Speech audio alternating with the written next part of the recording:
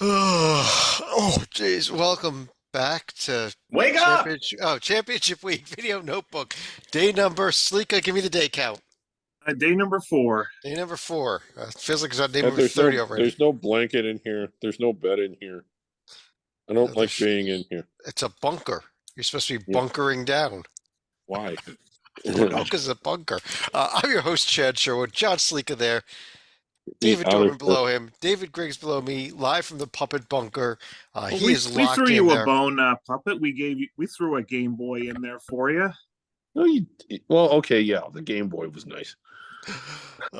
This is Championship Week Video It had no Notebook. batteries, but it was nice. We are going to review everything that happened in college basketball today. If you want to know who's going to be in the tournament, though, go down there, I guess, and check out the bracket rundown we did earlier. Right? But if you want to know what happened today, this is the show to be at. And before we get to the conference tournaments, we like to go over a little news and notes of regular season games. And I really don't want to tonight, so why don't we just end the show? Yeah, okay, sure. Yeah. Uh, Yeah, well, let's start. I'll pull the Band-Aid off first here. My Rutgers Scarlet Knights go to Minnesota, had the game in hand the entire way up comfortably by 10 points until the last minute and a half, where they completely choked it away and they lost on a buzzer beater. It was awful, disgusting, and actually puts this team kind of onto the bubble now, I think. Dorman, I think you still think my Knights are in, but not comfortably in. Not correct. Not safe. Need to do some. Can't afford any more losses. Any bad losses like tonight's was. But yes, I think you're. Yeah, it's Northwestern at home to end the regular season. Winning that will make up for it. Well, not. Absolutely, and then it'll seal it, and you can breathe easy during the Big Ten tournament, no matter what happens. Real good game between Illinois and Michigan. Stalika, double overtime. Yeah, it looked like Illinois was going to potentially have a chance at the game winner in overtime, but they were a little too unselfish and ended up getting one too many passes over and couldn't get the shot off. But fortunately, the Illini had enough in the tank to end up winning in double overtime. Yeah, now Michigan does need more, has more work to do, definitely. Griggs, another team with more work to do. Wisconsin had a shot with Purdue at home, but could not pull it off. Yeah, that's a kind of a recurring theme for them. They have a shot to do something and then they fail to pull it off. So, but that would have been a huge win, even though it was at home. And it wasn't a bad win for Purdue either, as far as still trying to get up to the one line. So, Yeah, so that was a road win for them, right? yeah, it was against a team that's typically pretty good at home. Dorman, one more. UCLA took care of Arizona State at home. This would have been the gravy for Arizona State, but now there comes a big one, I think, with USC over the weekend. Yes, with that loss, now they really need this. They could get themselves, they're right on the cut line, no matter who you look at, just in or just out. So a win in Southern Cal would be huge for them on Saturday. Okay, and as we record this, we did not quite wait for everything to go final. USC is trailing at home by about 10 points to Arizona. Assuming Arizona wins that, again, makes that game even bigger between Arizona State and USC this weekend. Yeah. Let's jump right over to the conference tournament games, though, and if I can find the screen share button, I think this is the right one. Guessing. Do we have the ASUN semifinals on the screen? We Yes. do. All right. Well, it was ASUN semifinal day, Griggs, and heck of a couple of games today. It really was. I guess we'll start with Kennesaw. Well, the Liberty Eastern Kentucky game was Liberty was behind for most of the game, and Eastern Kentucky kind of snuck up on us. They got off to a slow start, but in the second half of conference play, really tore it up. And for a second, these two games were going on simultaneously. Kennesaw had what looked to be a comfortable lead. Lipscomb came back and tied it. And for a second, I'm like, is the championship game going to be at Eastern Kentucky? Because for a minute, it looked like it was going to be. Yeah, it was a heck of a comeback by Lipscomb, but this time Salika Kennesaw actually was able to make their free throws. Yeah, a little bit of a different story right here. They still had to survive the late Lipscomb surge right here, but at least the Owls get to host their first ASUN championship on Sunday as a result. And it was a heck of a Yeah, crowd in that Liberty game too. And Dorman, I just thought every time you turned around, I looked back at the screen. Liberty was hitting another big 3-pointer. Yeah, it was fantastic game, and like you said, the crowd was great. Now Kennesaw State gets to host on over the weekend. I believe it's Sunday afternoon, Yep. and Liberty's had their share of opportunities at home over the course of the last 10 years on their home court to seal a tournament bid, and has been pretty successful. Now Kennesaw State gets their chance, and I'm with you, Chad. This is going to be a fantastic atmosphere. I'm really excited. Best two teams in the league, and this is going to be an absolute battle. Yeah, it was a another. great first time they played. Sorry, Griggs, go ahead. I was just going to say another piece of this story. It's probably the biggest basketball game in Kennesaw's history. By far. Never been to the NCAA Absolutely. tournament before. They This never, place yeah, will never be been to a championship game. Never played one at home. So this place is going to massive, be rocking, massive rocking event for Sunday. them. We'll preview it a bit more on Saturday night's show, but let's move on to the Patriot League quarterfinal round day. And this was an exciting day. We had a couple games that were well. First of all, Colgate demolished Loyola Maryland. That game was over 5 minutes in. Let me go to the bottom next, though. Lafayette jumped out huge. It was 41-18 at halftime. Lehigh Yeah. actually got it down to single figures, but just couldn't quite complete the comeback. Yeah, I kind of quit watching it because Lafayette was just blowing them out. This is one of those situations to where there was so much else going on, and you kind of kept an eye on the score. Lehigh came Well, charging back at home, but couldn't get it done. But the other two, the other two, I I was going to go Dorman here on this Army yeah, BU game. Overtime, close throughout, and the Black Knights get it done. Yes, they did. Like a great game. This was back and forth the whole way, and I'm excited.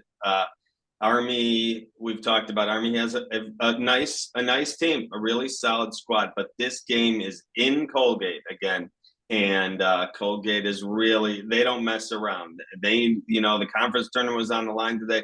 They come right out of the gates and stomp on them. Army is going to have to play their best game of the season if they want to even be in this game on Sunday. Yeah, Stalika, American and Navy. American led most of the way. Navy, though, had a chance right at the end, couldn't get the shot to fall. And we have a 1 versus 4 and a 6 versus 7 because of no reseeding.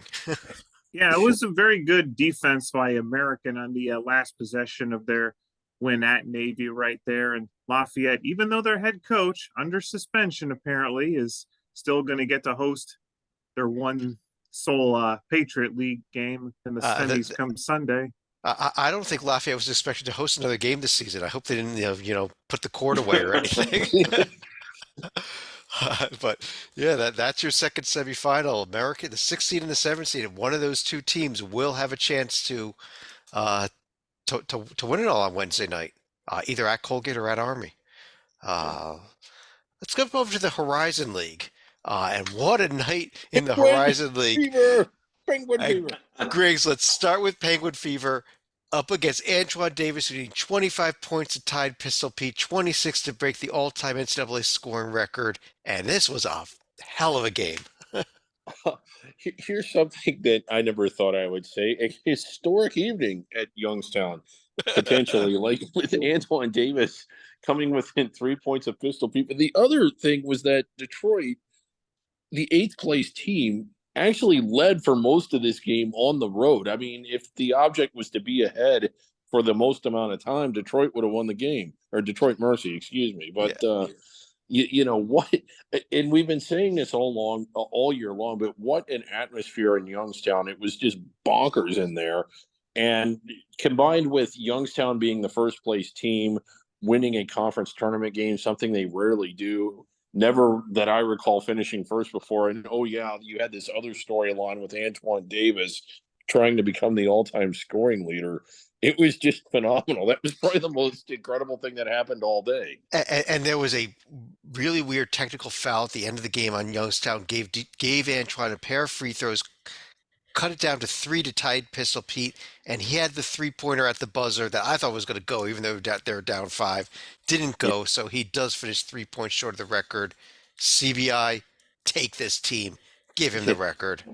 Let Yeah. me go. Tonight, I just want to Yeah. jump in here for one. I want to know your Okay. guys' opinion on this. You watch these games tonight. It was with the fans and the gyms, and it was electric, and it was going back and forth. It was so exciting. Now they move it to a neutral site in Indianapolis. I'm gonna yawn again. Leave the games on campuses. I love what the kids and the alumni, everyone's going crazy and they're visiting fans. It's great. Now you're going to move it to India and it's going to be 3/4 empty. Yeah, for the under the radar conferences, I'm absolutely with you, Dorman. I'm kind of disappointed the Big South went to a neutral site. The Ohio Valley, it's not the same if you watching these games and then watching what we're going to see on Sunday in the Atlantic Sun.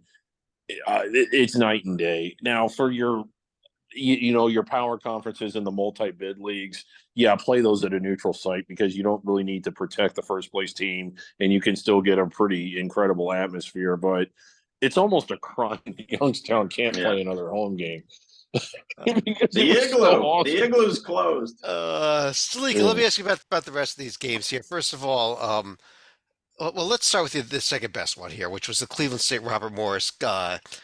Robert Morris looked like they had this game. They were leading most of the way. Cleveland State, a big comeback to force overtime. Yeah, unfortunately for Robert Morris, I think this would have been their first trip to the Horizon League semifinals right here. They had a history of winning road games in the Northeastern Conference, but Cleveland State, even though they don't have the same roster that Dennis Gates did last year, they still had most of his coaching style in place and were able to put together a solid defensive effort in the second half and ended up holding on in the overtime.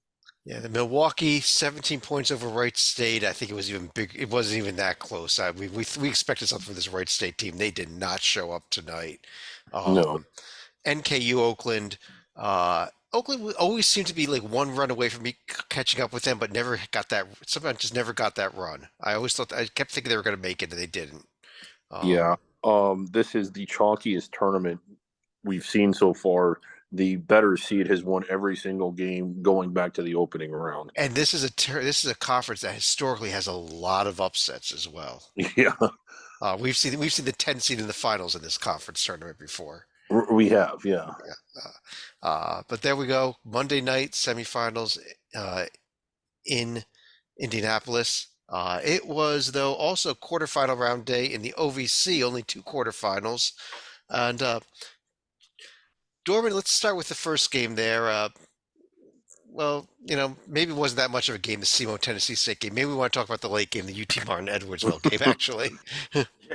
Absolutely. I thought Edwardsville was in command the whole way. They were leading from the get-go. It looked like it was over. They got up like 10 or 12 midway through the second, and Tennessee Martin absolutely dominated. I don't know what the run was to end the game, but it was incredible. And Edwardsville couldn't put the ball in the basket. They couldn't get a stop, and Tennessee Martin moves on. Well, in this game, though, the note of it, Briggs, was there was a fight in the first half, including a nasty full hand slapped across the face by an Edwardsville player against a UT Martin player, and multiple ejections as a result of it. Yeah, so that kind of marred it, and even with that, Edwardsville was trying to stay ahead.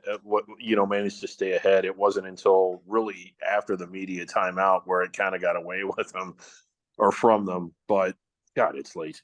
But yeah, just a real nasty scene. You wonder if the conference is going to react. Edwardsville has been eliminated, so maybe they don't do anything. But wow. Conference returning again tomorrow night here, Salika. Semifinal day. Moorhead, SEMO, Tennessee Tech, Tennessee Martin. Who do you like? Well, for a moment, I thought we'd potentially have 2 teams playing their third game in 3 days right here. I think Moorhead should have a bit of an easier matchup with SEMO playing 3-3 right here. But Tennessee Tech and Tennessee Martin could be a little more interesting right here, but I still think it's going to be chalk with Moorhead and Tech moving on to the championship game. Yeah, I think the Tech Martin game will be the better game of the 2, but I don't know that it'll matter at the end of the day because I really like Moorhead to win this event. What else we had here?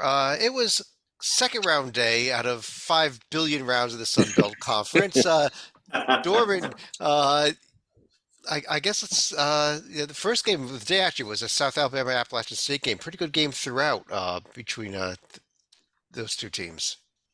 Yeah, South Alabama had a little too much in the end.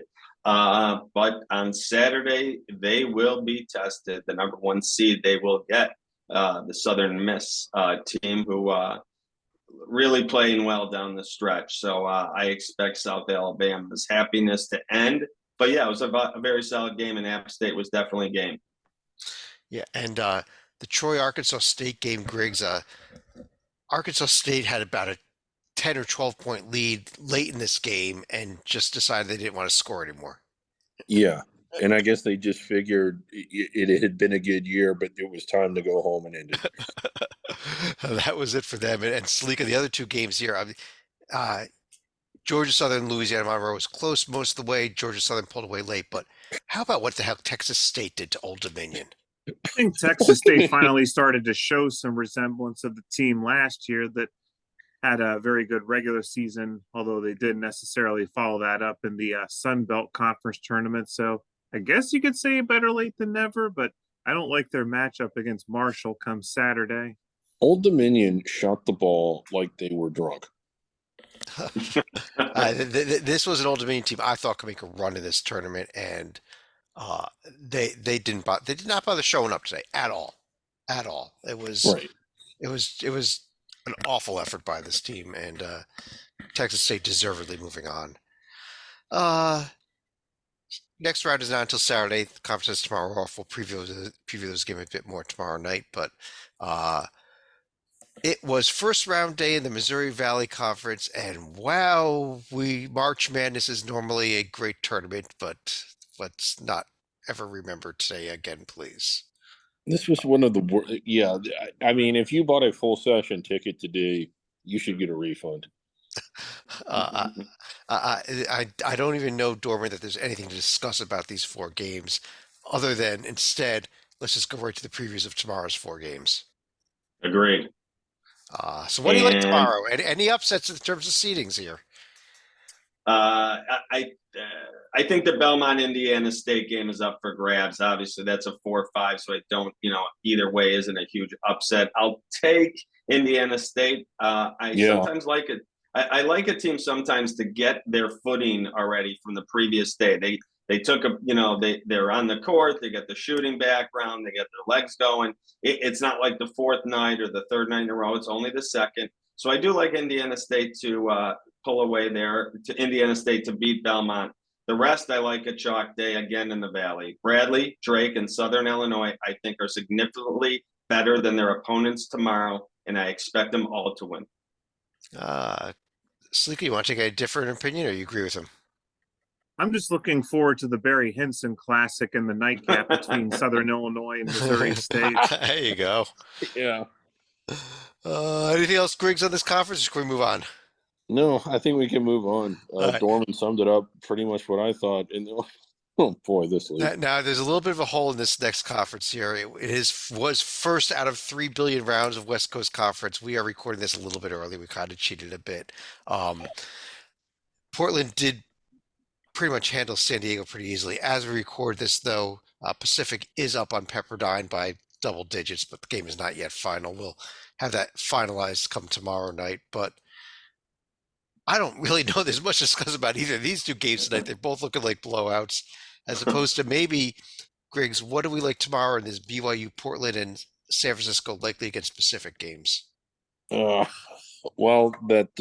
what we really like is that the winner goes on into the quarterfinals, and we like the quarterfinals. I think we like the semifinals. I don't even know that we like the quarterfinals of this conference. This is one that faces it. Dalika's nephew's out there. Maybe we should call him. Sleek, get your nephew. Let's get an update. I'm sure he'll be pulling for the Portland Pilots in this one because they seem to get up for bracketed games, just not regular season games. Yeah, they actually did look very, very impressive tonight against the San Diego. So Portland. If they win tomorrow, they're going to win as many games as either Gonzaga or St. Mary's in this. That was it for today's games. but there are a few other conferences in action tomorrow, including a return to action in the Big South Conference. It is quarterfinal round day. Asheville against Charleston Southern, Upstate against Gardner-Webb, Longwood against Campbell, Radford against Winthrop. We're pulling for Longwood. We're pulling for Winthrop. We need the semifinal. Yes, we do. All right. Griggs, what do you like in these 4 games? Any upsets? Yeah. I think Winthrop gets it done over Radford. Radford had a really good year. I think they're dealing with injuries down the stretch. They haven't really been the same. So I think we're going to get our Winwood Cup in that the chalk will hold in the other 3 games. Really? 4-5 game Dorman, no upset there? I kind of like Gardner-Webb actually in that game. It's tight, but I like Gardner-Webb's team. I saw some things during the year where they played solid and had a nice little winning streak there. I think they move on and get Asheville in the semis. I wouldn't be surprised if the Longwood Campbell game is a close game. I think Longwood wins it, I but I agree. think it could be one. I like Asheville a lot, though. I don't know that the Charleston Southern's going to be able to have any chance of playing with them tomorrow. Stalika, we've got 3 conferences kicking off tomorrow that we haven't seen in action yet. First being the many-rounded Colonial Tournament with our big 2 p.m. 12-13 game between Hampton and Monmouth. Give us a couple hours of preview on Hampton Monmouth. Yeah, it's a far cry from the days of Monmouth back in, I think it was 2016, when they were one of the first 4 teams out just because they had too many Q4 losses right here. I don't even know what this would be if they were to. Forget it. Let's move on and just look at the Saturday games. Well, Yeah. what's disappointing about this, and I have to say this, is that it's a 13-team conference tournament. They had a chance for a quintuple header. They did. Griggs, let me start with you. First time we looked at the tournament, who do you think wins this thing? Hofstra. I know that, I know College of Charleston is a sentimental favorite. A lot of people are kind of pulling for them. They got a lot of well-deserved publicity this year. I've just liked Hofstra a little more in the past few weeks. Dorman? Towson. Yeah. I like them too. I actually was going to say, you saw half my thunder. I like Towson in the finals, losing to Hofstra there. I think Charleston gets knocked out of the semis, and that is the end of the discussion with them. Yeah, I think there is an at-large bid discussion if they lose in the finals. I don't think if they lose in the semis. Yeah. I think Towson beats them in the semis and then loses to Hofstra. But I like the Towson pick. Stalika. I get a feeling that Charleston almost signed Pat Kelsey to an extension just so there wouldn't be any distractions as far as other head coaching rumors. But that being said, I still prefer Charleston to end up winning the whole tournament right here. I mean, we'll still be asking, is this the year for Towson? Is this the year for William and Mary? The answer is no. William and Mary, no, I don't say anything from William and Mary, but we could discuss them tomorrow night when we preview their game at least. It is first round day in the SoCon with Mercer against Citadel and Chattanooga against VMI. And how about Chattanooga having to play a first round game?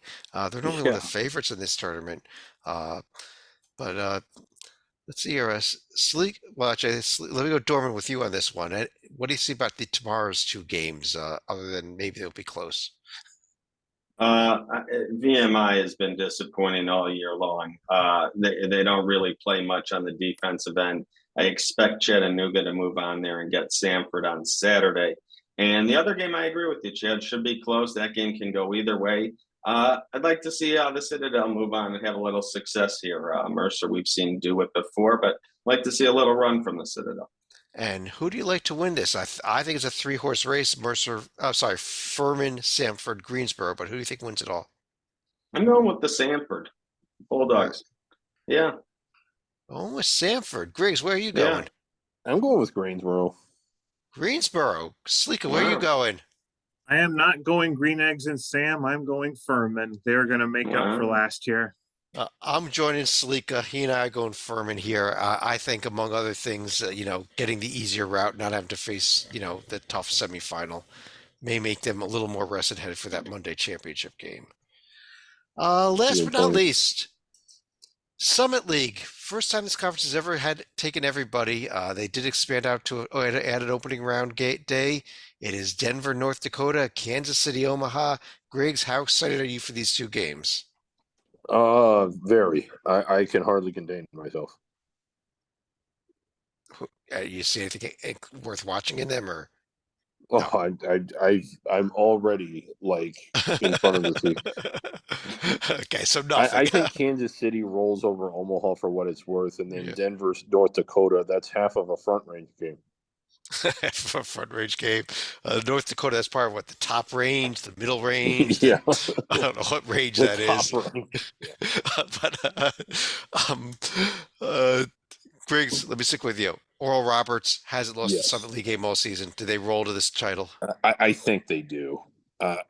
Yeah, maybe South Dakota State can step up on them in the final, but I don't think they can. In order for anybody to beat Oral Roberts, they'd have to have an incredible game, and ORU would have to have a below average one. Dorman, you agree? Yes, I do. This is the Oral Roberts Invitational. Stalika? They sold me when they wanted South Dakota State last Saturday. So, yes, I will also pick the Eagles to win the tournament. And it's unanimous. We're all going Oral Roberts. Well, they're not going to be in action until Saturday. Yeah, and it's important that Western Illinois did not get an 8 seed. Survival board time. Woo-hoo. This is a tool we do for the selection committee where we track how many teams are left alive and how they should be categorized. And heading into the day today, we had 317 teams with a chance to win it all. We've been very slowly reducing that number. As a result of today's games, what happened?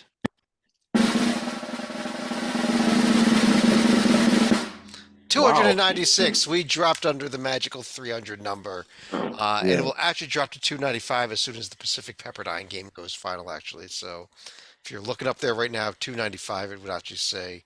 But what do all these different colors mean on this thing? Well, it is color coded. The blue teams, the committee has to take. Like they don't really get a choice. They need to select them. So if I'm a committee member and I'm wondering whether or not I should take Baylor, what's the answer? The answer is you don't have to think about it. You just have to do it. Okay. What about the teams that are like in red? Like if I'm a committee member and I'm wondering, should I take Stetson? You should not, because they're in red. Okay. Even Detroit Mercy? Not only there they are. Detroit They're in Mercy, red. They're gone. Yeah, you can't take they're them. gone. What if I'm a committee member and what if Charleston does not win an auto bid and I'm thinking about them? Well, you can think about them because they're in green. Okay, so there are those maybe. are the ones that the committee. Those are really the only ones they have to debate. Okay, so if you're in green, that's your work committee. Anybody else not in green, don't have to think about it. Correct? Correct. Yeah, that's it. All right, then is that everything for the night, Griggs? I believe it. Oh, yeah. No, I'm getting out of this bunker. I am getting out of the bunker. All right. You were so close last night. I should have been let out last night. I got the answer right. We are doing. I think as a consolation present, I'll give you those 4 AA batteries for the Game Boy. What we're doing here is play it. I don't have any hands. Every night I'm going to pull up a pair of blind resumes. And all Griggs has to do is guess them both correctly. If you guess these 2 blind resumes correctly, you get out of the puppet bunker. Otherwise, it's another night in the puppet bunker, Griggs. Now, you were so close. You were so close last night. You just misnamed a team by the narrowest of margins. I think I'll give you another little hint tonight. Okay. These are 2 teams here. This is hard, but I can't. This might be not as hard as you think. There's several teams I think. These 2 teams, though, Griggs, are only 8 miles apart, and heading into last season, as of the start of last season, they had never met in the NCAA tournament. So heading into last season, they had never met. Yes. That insinuates that they had met, and you know these are not tournament teams, especially the one on the right. So this is Duke in North Carolina. Okay, they're 8 miles apart. They're not tournament teams, and they've never met, and they hadn't met in the tournament prior to last year, but they did meet last year. So there we go. Let's find out if you're right. Are they Duke in North Carolina? Chad Why Sherwood's would Idaho old get team. beat in the tournament last year? I You didn't should say be that. I catching said, that at the pride start last of year. last year, these two teams had never made the tournament. Still, they never made the tournament. They're 8 miles apart, Griggs. This was a setup. This was so easy. It's Washington State and Idaho. Come on. Hope you like the food in the bunker. Stay in the bunker. Chad, we Googled this. We used Google Maps. They're actually 7.7 miles apart. I rounded up. You didn't say you were rounding up. Well, I didn't want to give it completely away. Let's go. Let's go to final thoughts, Dorman. I kind of gave mine away, but in some of our under the radar conferences, if there isn't a neutral site that just brings so much, like the Missouri Valley, St. Louis, it's great. A lot of the teams just hit the weekend and go to St. Louis. It's great. But some of these under the radar, bring it on campus. Tonight in Youngstown State, I just love the atmosphere. The kids were all over yelling, screaming. There was opposing fans. It was just fantastic. And then we're going to go over Saturday or Sunday, and we're going to go to Indy, and it's going to be 3/4 empty and quiet till maybe the last 5 minutes. You're killing your conference on TV. It looks great when the place is rocking. Think about what Vermont does every year. Bring it to the campuses. Let the kids be in front of the students. I agree completely. I do Sliko. too.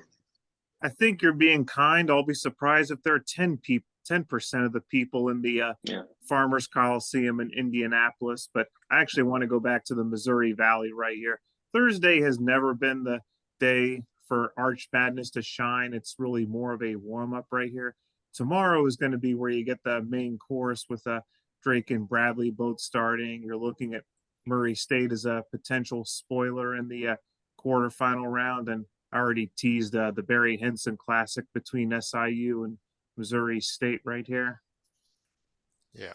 The only thing I'm not going to like are all the commercials for Cardinals baseball. That's just too much for this Reds fan right here. Henson should be on the TV call. Greg, do you want to finish us off? Yeah, I'm actually going to just sort of echo Dorman's final thought and add to it something else he didn't say about campus sites that we all love, especially doing the weekly under the radar shows, is the stakes that it adds to the regular season. How much fun was the America East, the Northeast, the Patriot League, all those leagues. I mean, I know I'm leaving several out where home court advantage was on the line in the regular season. So, yeah, I'm all about it. The one thing about the Valley is that, at least for a stretch and for several years, I would think that it was very common. In fact, probably happening more often than not to where their first place team was inside the bubble anyway. So, Okay. Yeah. I guess on that note, I do want to thank everyone for joining us. We'll be back again at some ungodly hour tomorrow night with another one of these. But on behalf of John Salika, David Dorman, David Griggs, I'm Chad Sherwood. Thanks for joining us. Everyone, it's still safe to go outside in the streets. The puppet is still locked in the bunker. Have a great night, everyone.